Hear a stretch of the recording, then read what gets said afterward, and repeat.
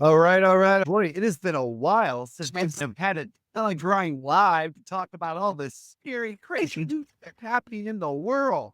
Oh, Mr. Alex, man, he's at a brand new job. Do I feel pain.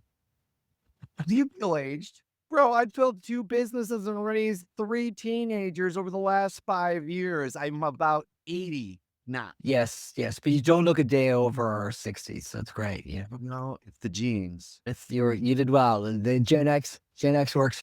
All the genes. And just the final thing, like, sick people over the last 2 months have told me that I look like Ryan Gosling. What am I supposed to do with that? How do you respond when someone tells you that you look like a famous actor and you're someone who has never, ever wanted to be famous? The first Ryan Gosling that came into my head was Remember the Titan. Yeah, I guess he looked like Ryan Gosling circa 2000. Circa 2000. Well, thank you all for joining. Sorry about the explosive intro, but I am Michael Doran. This is Alex Mann. This is Comic Variant Live. We have not done a live show since July because I have ADHD and a lot of other crap going on, and I do not like making content, but I know I have to make content. We like content. We like content. We need to make more content. We need someone to do distribution and production for us, but that then is another talk for another time. But more recently, I released an article last week, and I pinged it over to Alex, and he said, "This is the best one that you've written You recently, and we need to go to a show and discuss it." And so there's a link. It's called "The World Is on Fire, and We Are the Ones That's Holding the Matches." And I've been spending a lot of time both with Claude and Chat GPT recently because you got to figure out the whole founder persona thing, right?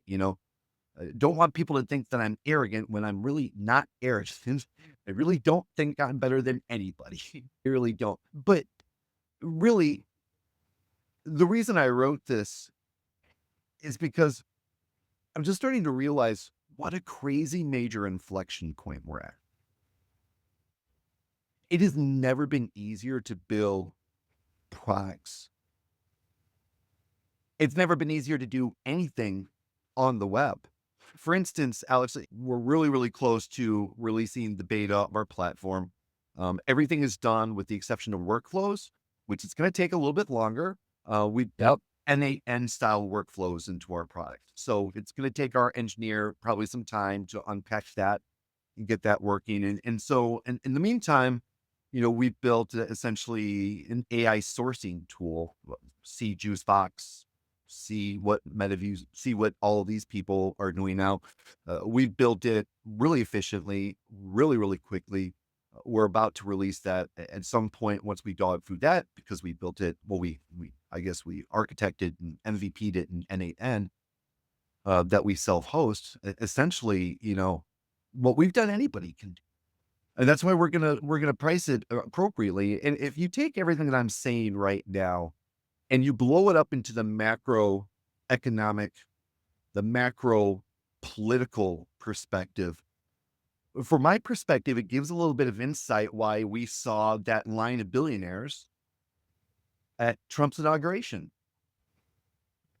Who knows better than they do how negatively they're going to be affected by AI? I would say they use the phrase writing on the wall, and I think I thought today, for example, that Amazon is going to roll in all of their Whole Foods employees to be Amazon employees, like no more. Me. I mean, obviously that's coded language for more layoffs in Amazon slash Yep. Whole Food. And then again, the kind of overarching sort of like line will be, well, AI will drive efficiency. And we're going to optimize the office, the workplace. Yep. And when I think about like, we've spoken at length about the impact of AI on like the workforce. And I think recruiting, like as much as I've never been a recruiter, but been in that space for a long time, if you can take advantage of the AI tools that are at your disposal now, like you're either as a recruiter founder or as a recruiter at an organization, it can't help but give you an edge. Yeah, like I think about this across the board. Like and I've said this in a few episodes now, it's like the S curve. We're not anywhere near any full like breadth of like the output capability of AI.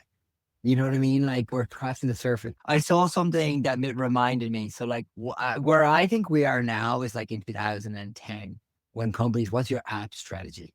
What's your strategy for having an app? And now it's like, what's your strategy for having AI? And we all didn't. What happened to the world with like apps? You know what I mean? It's just like we've moved everything into our phone. Now it's moving everything into an intelligence.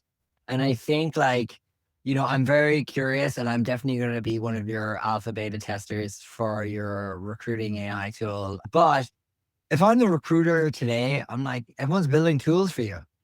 Like, do you know what I mean? Like it sucks for everyone getting fired across the board. Don't get me wrong. And it's not like just for recruiters. It's like seems like every department is like it's every middle management, every entry level job is just being eliminated in large tech companies now. And we said forever that there's a recession in tech, and I do believe there's a recession in tech that nobody wants to really talk about. As much as there's amazing new companies coming into the market, but I do think that like these mass layoffs are obviously not a good signal. But I think like if you're in a job right now, to use AI is to give yourself an edge.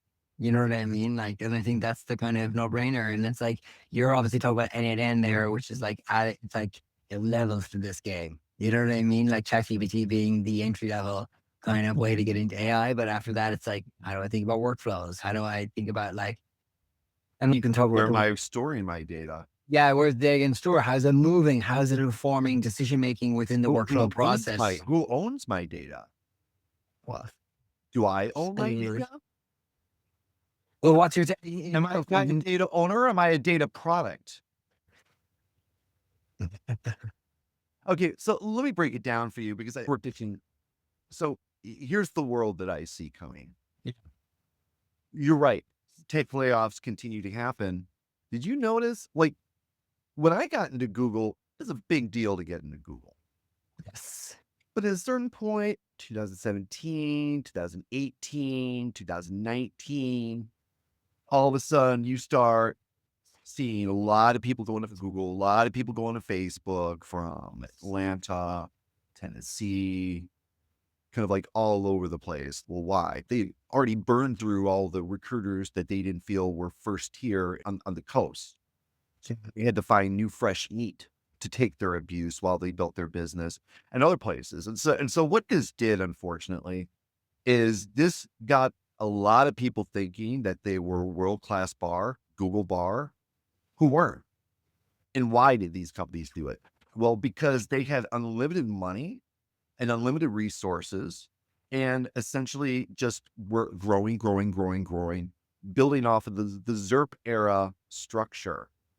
But everything's been destroyed by AI. That ZERP era corporate structure has been destroyed. We've been seeing it in all the layoffs for the last 2 years. That ZERP era layoff is negatively impact venture capital. I don't know what the big capital guys are going to do. They keep hoarding and only giving their money to people who pass their sniff test without realizing the brave new world that's advancing in front of them. It would kind of contest that on some level because I mean, like every fund is trying to invest in AI now, and so I think the bigger question is, Are they invested in the top level LLMs developed, like the tier one LLMs? oh, I see what Or you're are they saying. investing in No, people that like are functions? yeah, like the vertical fast adoption. Okay. Is it an like AI wrapper or is it a native AI tool? Because an Explain Mind land base came out earlier this year, raising $30 million, and they were going to be, this standalone entrant, all-in-one AI built for workflow teams. They've already yeah, they've already pivoted from that strategy.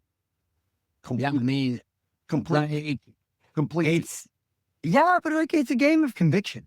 Like okay, this is not working. You gotta pivot fast. It's interesting. But now, is that the right attitude? Well, yeah, I think so.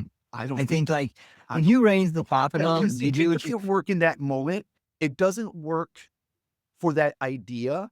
It doesn't work yeah. for that. It doesn't work for the team you put together attacking that idea, but is it that the idea doesn't work? Well, that's a very fair question. I mean, look, if your original No, I'm hypothesis isn't saying here, this is what I'm yeah, saying here bigger, Alex, is that we've got VCs and founders from the ZERP era who are still acting like they're in the ZERP era. They're building software for businesses. They're trying to scale as rapidly as they can. They're leaving a wake of negativity behind them in the impact in their employees' lives, in the impact into the market, and the impact to their investors, and the impact in everybody, right? This era is over. Okay. So what does that mean? So let's say you're someone like me who's got over 25 years of experience in your craft and you've worked for big companies and you've been there and done that and you've been laid off and you feel like you're over the hill and you're like, well, what the hell do I do now? You need to build. You need to build. We have the ability to build an entirely new economy that does not include these Web 2.0 stalwarts who came in and set the stage in front of us. We can build independently of them. In the article, I go back to Tim Berners-Lee, who is very dismayed with what's happened to his internet, by the way, because the internet was built to be decentralized. And what did the first wave of people who came in and consolidated resources and money, what did they do? They centralized. Why? To steal the data and control the data. Why? Because data is power. And now what's happening? They're backing autocrats. I mean, I'm happy to debate this with you. oh And no, I listen, know. I mean, like I'm about to go. the politics of where we find ourselves today, obviously, Well, no, are look, very yeah, but it's all entwined. It's all entwined. It's all entwined. And I'm a full digital anarchist here. I don't dispute you. I don't have time for that. I do think though, if like a recruiter is listening to this conversation, okay, and I'm like, look, it probably sucks that they're looking for work, they're looking for gigs, they're looking for, opportunity to like speak to companies and source for companies and whatever else. I think the overarching message is that like it isn't really going to kind of get any better. So like the options are what go Well, build who's not themselves. going to get any better? Well, I'm that's what I'm trying to tone from you. Well, Like listen, what? you remember what Steve Jobs said, right? He looked around and he saw a world that was created by people who were not necessarily smarter than he was. We are living this right now. I was talking to another tech CTO earlier this week. And the funny thing was is that he and I started talking about this and he had not even read my article. And then I pinged him my article and afterwards he's like, wow, like this is exactly what I'm seeing. All right. So let me break it down for you folks. I got another friend. He's somebody I knew from back from 2013. This guy is like, he is a growth hacker before growth hacker was a thing. This guy was scraping Facebook back in like 2012. And Facebook were like, what are you doing, kid? This guy is very, very, very, very smart, pretty well connected. He's got another friend of his who's created a new AI tool that combines Claude, Gemini, and a few others that this guy says is essentially AGI. I don't know if it is or not. It seems very, very interesting. They are so productive with this. GitHub kicked them off their platform. Do you know what they did? What do they do? They They hack it up. created the GitHub clone in 2 days. They don't need GitHub anymore. That's what I'm talking about here, people. We all need to wake up. We don't need to be owned by these people. We start the revolution by taking control of our data.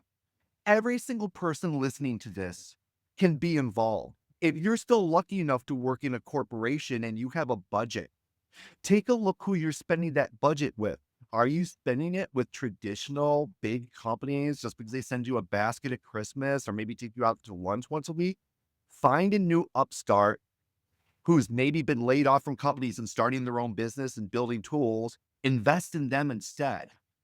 If you're one of the myriad people out there who've been laid off, but you've got 20, 30 years, You ought to be going through your LinkedIn and your network every single day, taking a look at your network. Who do you know? How well do you know them?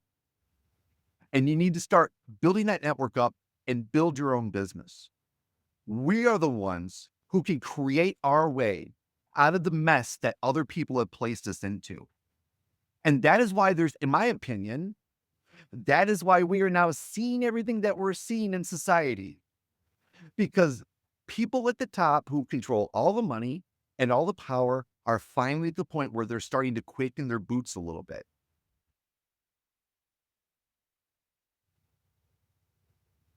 Rebuttal? Also, yeah, that's the upper house.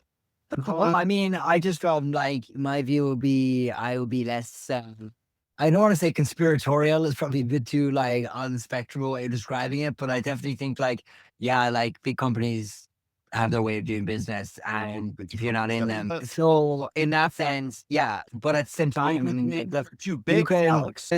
Yeah, I don't dispute that either. I just am like, you know what, like you can build your own version of any product. Build your own version of any product now. Yeah, like, and I mean, that's very cool. I mean, like, we're hacking products, we're hacking features. Instagram. Yeah, you know what I mean? Like, and that's great. But like, if I'm going back to like the fact that like the market really does suck for jobs. I mean, we send each other articles all the time. We build new companies and create jobs. And I think we, and I will say this to our credit, in one of our first episodes, probably what, like a year ago, we were talking about there's going to be there's going to be 1,000, 10,000 people companies left. Yeah. But like in that, there's absolute scope for 10,000, 1,000 people companies. Or Meaning, like, 100,000 100-person companies. If you have a new 100,000 100-person companies, how many companies will then get built to support them? Another Well- 100,000, 200,000? you know, it's interesting. It's interesting because I spoke to an ATS startup last week, and they are an AI for an ATS, and I don't know the ins and outs of what it is in the AI, but they're all engineers. Okay, so they're not recruiters, but they think they've cracked something. Yeah, you know what I mean. But like, Sure. there's $6 million ARR business. Sure. Uh, For now. You know what? But one of the key For things now. that he said, what they said to me was, which is amazing. Well, one of the things they said to me was, like, we don't want to raise any more headcount within the company if we can figure out how to apply AI to every part of the stack within Everybody's doing that. exactly. And that's the Where's the quality control? that's the hope, isn't it? Like, it's not like, oh, just let it rip. It's like they were querying me about the very specific product we sell within the entire stack. We shouldn't work for companies like Mercor. Yeah, we thought it. Those companies who are offering you $200 an hour for all of your knowledge. You are selling yourself out for what? You're going to get a short-term paycheck to pay some short-term bills. Where are you going to be in 2 years? Where are you going to be in 2 years when you've been stripped of all your knowledge and your work? You might hear a little I'm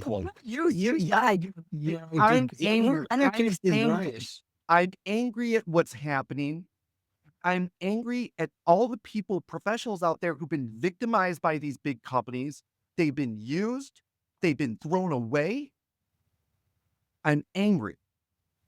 Okay, so actually, this is a good topic, right? The thing is, like, your cohort of peers, say people in their 40s, upper middle management, okay?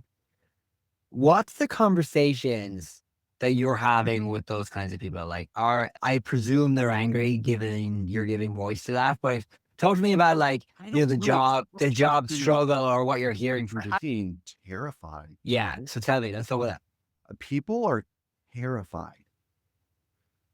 Terrified. Okay, that's where this anti-AI backlash is coming to. People think that if they get angry at the AI, or if they put people down for using the AI, people right now are fucking terrified. And I can't say that I don't blame them. Like, in this world where this Instagram fake world where everybody's famous and everybody's happy all the time, like, people need to be real. Last year, we went 7 months with very income or revenue coming in. It was terrifying. Fortunately, I had made some good investments. Also, fortunately, I had a few close relationships with people that over time that business came back and we were able to recover from it. We're still Yeah. recovering from it in many ways, financially. It was terrifying. It was debilitating.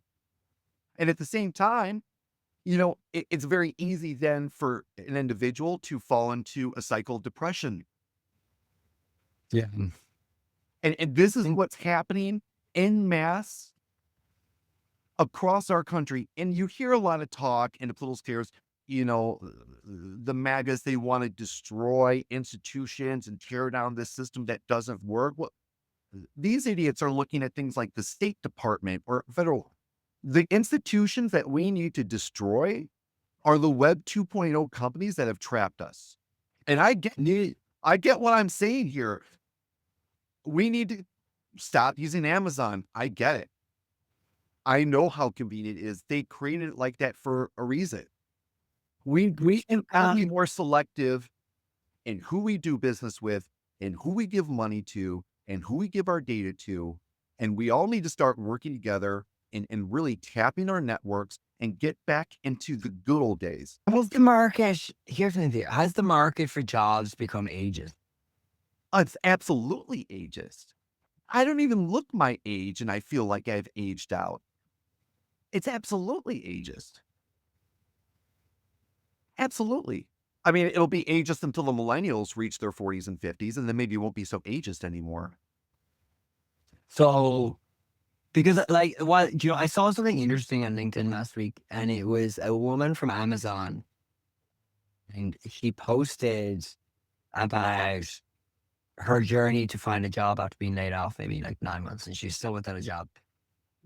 But she was like expecting an analogous job. Like I was at this salary at this level at Amazon, thus I'm not looking for anything that's not that. But those kind of jobs don't exist anymore.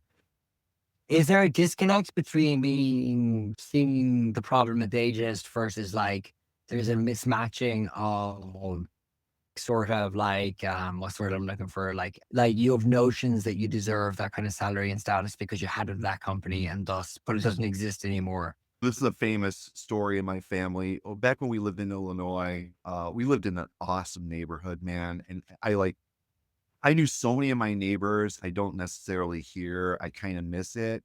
Like we all had little kids. We walked down to get ice cream and stuff. Like it was fantastic. I remember one time we were walking home and one of the dads came up and talked to me and he knew I was a recruiter and he had kind of confided in me that he'd been out of work for 2 years. Now this is like 2009, 2010. So this was the old world, right? And I was like, well, okay, well, tell me what was your title and what type of jobs you've been looking for. And he'd been a director and he was only applying to director jobs. And I looked right at him. I'm like, listen, man, you are in what I call the director trap. You work so hard to become a director. You don't want to not be a director, but most companies only have a handful of directors, if that. And most of them aren't going anywhere. They're trying to make the VP, and there's only like a couple of VPs, like handful of directors, couple of VP, Yeah. one boss. I'm like, you need to adjust your expectations. You need to be open to manager or senior manager positions, and you work your way back, man. You need to Yeah. put revenue in. You need to get income in the door. Dude had a job within 3 months. It was a mental block inside of his head. And what I would posit to you, Alex, is that we are all now collectively, everybody who's not in the top 1%, we are all now collectively trapped into another mental block. Yeah. We need to go work for a big company. We need to get a big salary. I don't want to start a business, though I'm probably well equipped to and have the network to because I'm afraid or that's a big risk. Well, nothing venture, nothing gain, folks. I mean, do you think it was really difficult when World War II was spinning up for people to send their children off to fight and not know if they could never see them? But they Yeah. did. Do you think it's going to be difficult for us all to start to eschew the trappings of the digital world that's been created for us and build a new, better, more equitable one? Yes. But what happens if we don't do it? Do we just continue to let the big tech companies gain more and more and more control? Or do we take what they built, take what they've taught us? Because see, like what these big tech companies don't realize is that when they went into their massive expansion period, they let the foxes into the chicken house. Every intelligent person who came in and learned how they operated, learned how they scaled, learned how they grew,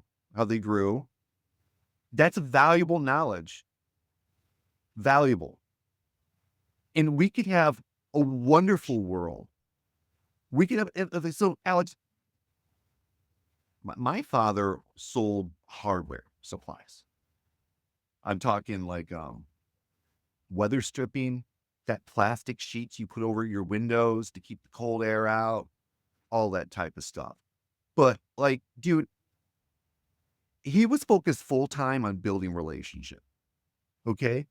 Like people, I think, like, looked at me enviously because like my parents had me later in life, and so I kind of got to enjoy the trappings of this world. But like, I grew up going to country clubs and seeing my dad golf with people. I ended up going to concert venues and when nobody wanted the seats that they would take people to catch John Denver or Neil Diamond or Barry Manilow, all people who I've seen live, by the way. Uh, they wined and dined people. And this is actually somewhere I really want to talk to you about because I'm not a salesperson per se. Like from my career, that's all gone. I'm sure it still exists at the highest levels because they still get it. Right. So I'm sure like the investor people are doing it, the VCs people are doing it, the people really close to the capital are all still doing that stuff if they're smart. But everybody else, all the line salespeople, all the line business relationship people, they funnel them into offices. They've put them in front of a computer. They've given them CRMs and systems, and they've given them quota. And then they gave them SDRs, and it's sell. I think about all the products that I've had clients buy over the year where we spent tens and tens of thousands of dollars on systems. Never even so much as gotten a thank you from the salespeople. Don't know who the salespeople were. Certainly, those salespeople never kept up with me to keep a relationship with me. And this is what I'm talking about. We have all been sucked into a system with information technology that has allowed a small minority to get obscenely wealthy. And now they're being fucking stupid about it. Because instead of being smart like the Fiat family and building villages where people live really well and taking care of employees and not looking at them as expendable and disposable, we now live in a world where anyone's expendable. Do you enjoy it, everybody? Do you enjoy being expendable? You know, I don't. I mean, I felt that like people have the choice to, do you like Well, it? how often as a salesperson are you focused on legitimately, genuinely developing relationships with people? I mean, I went for 2 coffees yesterday, and I make it my thing to be like, "Hey, if I can meet somebody for a coffee Right. or a lunch, We well, all I have do go do that." we But all have lots of coffee talks. How often do you follow up with those people? How many additional follow-up coffees? always, Really? always. Let's go. Oh, I'm a psycho for a And follow-up. how Like, often does that directly result in sales or revenue for you? I give you an example. One time recently, I think somebody replied in the 10th email. As in, I think about what I'm going to say and write it. So, like, I will sit down and go through the entire pipe and work my do. Because if somebody puts up their hand, like, they might not be ready on the first go to have that conversation with you, but everyone's busy and everyone's got one of these in their hand. Okay. And so everyone's distracted. So your job is just to remind them of the value of what you're selling them. You know what I mean? Like, that's the thing. And I'm like, Yeah. sometimes people get like embarrassed. I'm like, somebody said to me before, one of the great things is get them to tell you to fuck off. And if that's the case, just be nice. You know what I mean? But like, Your job is Good to Lord. remind them of the value that you're selling them at that moment. Well, like in the sense of like you're not trying to like fuck someone over. Like you only consider somebody a profitable. Well, hey, at least I'm not fucking you. This is what I'm talking about. Our Person. job should be getting them to realize that Alex Mann is an arena expert. And where Alex Mann works is someplace that I should be paying attention to. But you're thinking about it, the value of the product that you're selling. And I'm saying that you need to look at it at the value of who you are. Because look at your last company that you were at when we started this podcast. You're not with them anymore. Yeah. You're not with them anymore. I'm not. You're now someplace better. I will say this. Like I am very lucky and very. I would have a unique personality for risk, Sure. or relatively unique. And what I mean by that is like I don't mind looking at things that's pre-revenue or early stage and going like fuck it, YOLO, we'll figure it out. Yeah. I have a double impact where I have a visa sitting on top of my head, where you basically have to make it work. You know, like otherwise you're in a race against the clock to get the next one. And my advice, people ask me that, you know, like about like I have a friend of mine who's working at a very, very large tech company, and he's joining a startup for the first time, and in sales. And he was like asking me about like the culture, and I go, dude, like it's all on you. There isn't somebody that you can call to make a deck.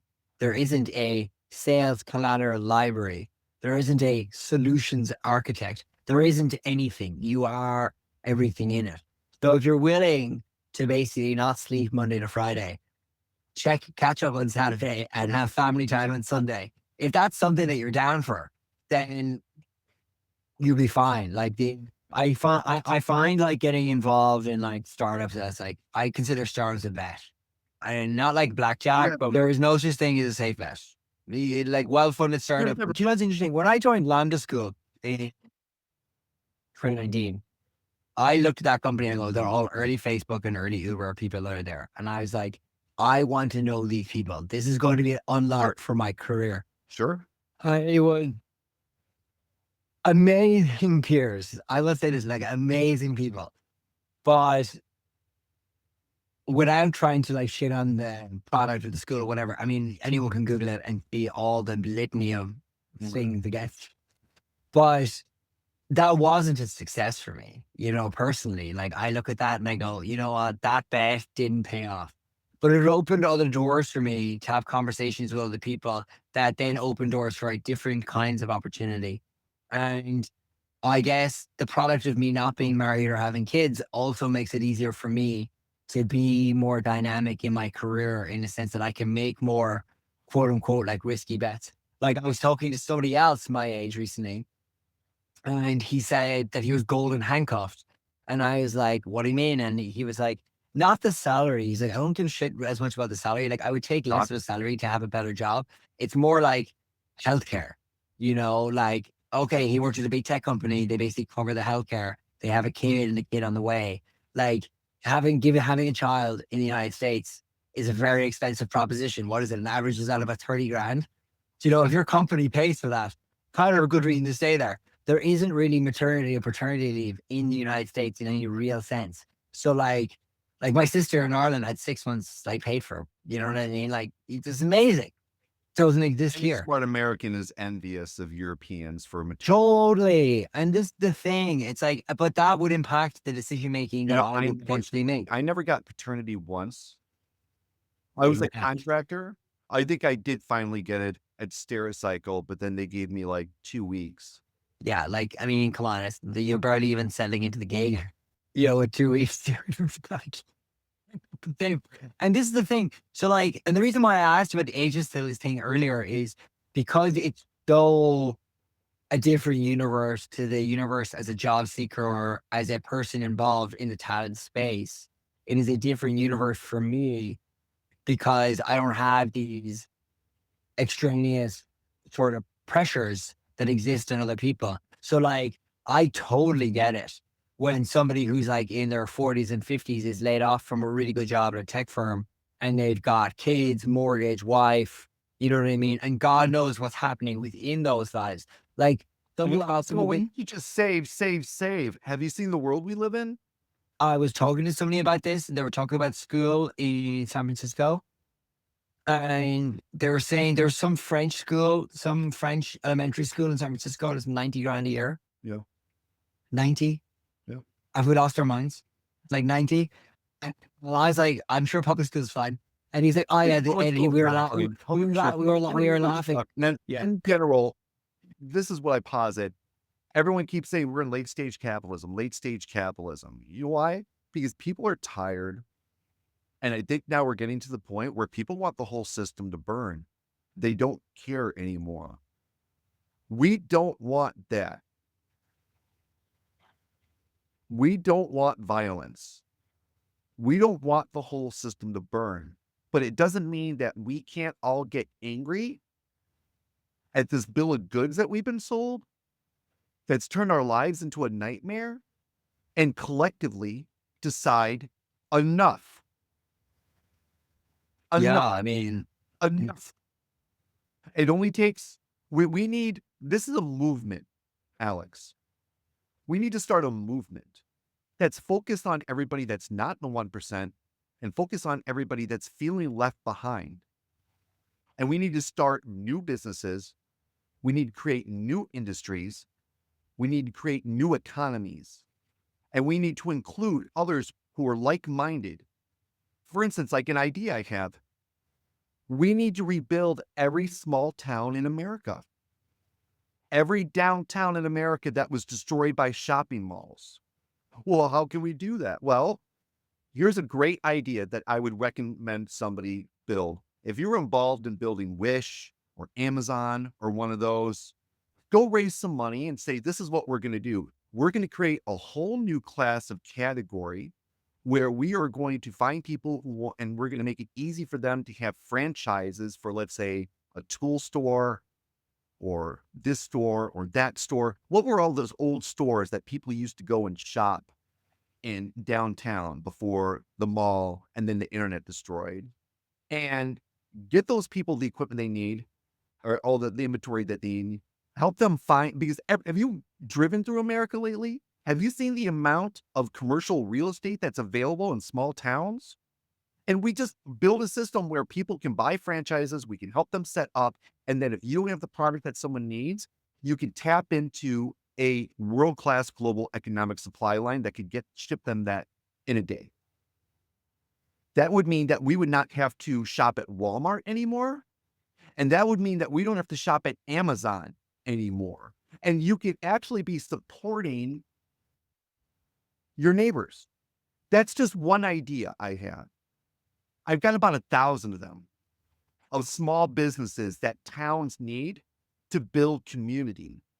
We need to create third spaces. We need to create local businesses. And we need to take what we've learned and create a better America and then a better world. And we need to minimize the impact that the big guys have on us, because the one thing that drives them is money. So we need to cut them off from the drug that they've been addicted to. And I get it. Easier said than done, Mike. What you're talking about is monumental. Guess what, people? You want to be an American, right? Well, welcome. This is what it means to be an American. Okay? We don't sit around and wait for other people to do shit for us. We pick ourselves up and we go do it for ourselves. If we don't like what we see in the world, we go out and make something better. That is what America has always done. And that is what Americans need to do right now. well, I'm inspired. So hopefully I'm we will fired up. fired up. Fired up, ready to go. If there's ever a sign off message that should get everybody hyped, I could be reached at Michael at teamsource.com. Use my products instead of all the other ones out in the market that are VC backed when I release them. Support me.